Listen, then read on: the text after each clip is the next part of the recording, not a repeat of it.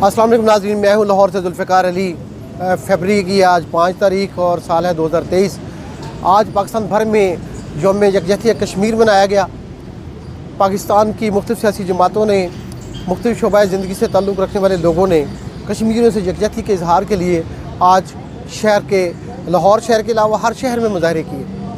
पाकिस्तान के अवाम का ये 75 साल से मुतालबा है कि अक़वाम मुत्तहिदा की सिक्योरिटी कौंसिल की उन करारदादों के ज़रिए मसला कश्मीर हल किया जाए जो सिक्योरिटी कौंसिल ने मंजूर की थी। तो ये एक बड़ा जायज़ मुतालबा है। लेकिन अब पाकिस्तान के हालात इस तरफ जा रहे हैं कि जब से नरेंद्र मोदी की हुकूमत भारत में आई है, वो टेबल टॉक की बजाय धौंस धांधली और ताकत के ज़रिए कश्मीर को दबाना चाहते हैं। लेकिन पाकिस्तान के लिए कश्मीर क्यों इतना अहम है, पाकिस्तान के अवाम के लिए क्यों अहम है, ये पीछे भी लोग मैंने ये बात बहुत अहम इंकशाफ मैंने किया था कि इंडिया किस तरह से पाकिस्तान की जो माहदे सिंतास के तहत दरियाए चनाब मलकियत है उसको किस तरह से एक ज़मीन दो सुरंगों के ज़रिए उसके पानी को डाइवर्ट करके इंडिया की तरफ ले जाना चाहता है। तो मेरा पिछला भी लोग देखिए, आज की दिन की मुनासबत से आपको समझ आएगी कि पाकिस्तान के लिए कश्मीर अहम क्यों है, पाकिस्तान के लिए वो शारक क्यों कहलाता है। तो शारक काटने की कोशिश में पाकिस्तान क्या करेगा, आप उस वीलॉग का ज़रा मुताबिया कीजिए ताकि पाकिस्तान के अवाम को पता चल सके कि इंडिया पाकिस्तान के साथ क्या करना चाहता है।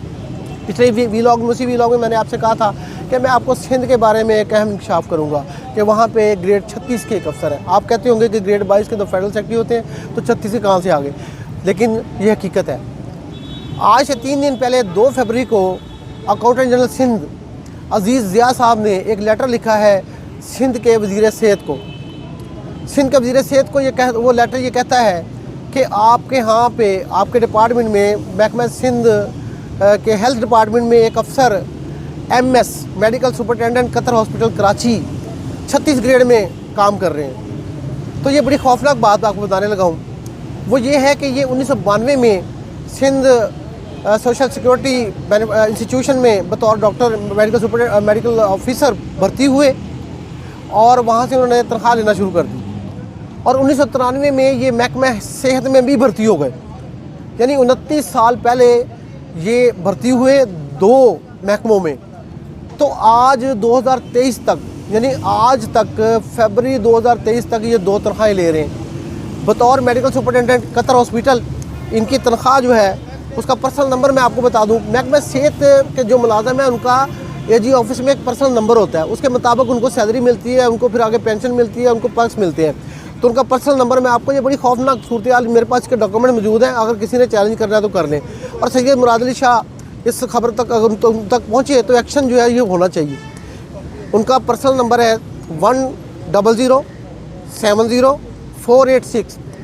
ये है वो उनका पर्सनल नंबर जिसके तहत वो तनख्वाह ले रहे हैं महाना 1,14,028 रुपये। और दूसरा वो जो सिंध सोशल सिक्योरिटी इंस्टीट्यूशन से ले रहे हैं वहाँ पे पर्सनल नंबर नहीं होता क्योंकि वो ऑटोनमस बॉडी है। तो वहाँ से वो तनख्वाह ले रहे हैं 1,47,975 रुपये। ये उन्होंने पिछले महीने तनख्वाह ली है। तो टोटल बनती है उनकी महीने की तनख्वाह 3,61,993 रुपये। तो ये ग्रेड 22 से अफसर के ऊपर गली तनख्वाह है और 2 तनख्वाहें हैं। ये मैं आपको बताता चलूँ कि ऑडिटर जनरल ऑफ पाकिस्तान के महकमे ने 2015-16 में एक रिपोर्ट तैयार की जिसमें उन्होंने इस बात की निशानदही की कि जनाब ये डॉक्टर तैयब अमरानी जो MS हैं इस वक्त कतर हॉस्पिटल कराची के, और एक और डॉक्टर साहब उस वक्त जो मेडिकल ऑफिसर थे डॉक्टर माजिद अली भट्टी, वो भी सिंध सोशल सिक्योरिटी इंस्टीट्यूशन में मेडिकल जो थे ऑफिसर थे, लेकिन वो भी बाद में कराची के इंस्टीट्यूट ऑफ हार्ट डिजीज़ में भर्ती हो गए। तो वो भी 2 तनख्वाहें ले रहे हैं। तो ये माजिद भट्टी के बारे में तो लेटर में जो AG सिंध ने लिखा है उसमें नहीं है, लेकिन डॉक्टर तैयब अमरानी के बारे में उन्होंने कहा है कि सिंध की वज़ीर सेहत इसको फ्रॉड की नज़र देखें, यानी वो देखें कि किस तरह से ये फ्रॉड की नज़र से डबल तनख्वाह ले रहे हैं। अब सिंध के ख़जाने को इससे आप समझते होंगे कि 3,61,000 रुपये बनते हैं, नहीं, ये इन्होंने पिछले 29 साल में ये डबल तनख्वाहें जो ली हैं उसके बनते हैं, टोटल सिंध को जो नुकसान पहुँचा है वो बनता है, मैं आपको बताता चलूँ, वो है जी 8 करोड़ और 21 लाख और 11,000 रुपये। 8 करोड़ 21 लाख 11,000 रुपये का नुकसान पहुँचाया गया सिंध के ख़जाने को इन 2 डॉक्टर साहबान की जानिब से डबल तनख्वाह के तहत। तो ये है वहाँ पे गवर्नेंस जिसको आसफ अली ज़रदारी, मैं कहता हूँ कि उन्होंने सिंध में बहुत अच्छे काम किए हैं, मुराद अली शाह ने बहुत काम किया है। सिंध की सड़कें देखें, सिंध के हेल्थ इंस्टीट्यूशंस देखें। लेकिन चूँकि सिंध की वज़ीर सेहत आपको पता है आसफ अली जरदारी साहब की हमशीरा साहबा है, डॉक्टर अज़रा पचे हो, तो वो जो है वो देखें इस बात को, वो देखें, चेक करें कि ये क्या है, क्योंकि ये इसके बगैर मामला नहीं चलेगा। और ये एक बहुत बड़ी जो है वो एक नाअहली भी है और एक बेईमानी भी है और एक फ़्रॉड भी है। तो फ्रॉड की वजह से देखें इसका तमाम एजी सिंध के अफसर इंतज़ार कर रहे हैं, पाकिस्तान के अवाम अब इसका इंतज़ार करेंगे और वफाकी हुकूमत में और डिजिटल पाकिस्तान का डिपार्टमेंट इसका इंतज़ार कर रहा है। तो ये ज़रूर बताएँ मुराद अली शाह किस पे पर क्या एक्शन हुआ है। आपका बहुत शुक्रिया। अगले वीलॉग में मैं आपको बताऊँगा, इसलिए बताता चाहता हूँ कि अगला आपको आपकी नज़र में रहे कि सिंध के अवाम को ये और पूरे पाकिस्तान के अवाम को ये ढंडोरा पीटा गया कि वहाँ की गंदम चूहे खा गए और फ्रॉड हुआ।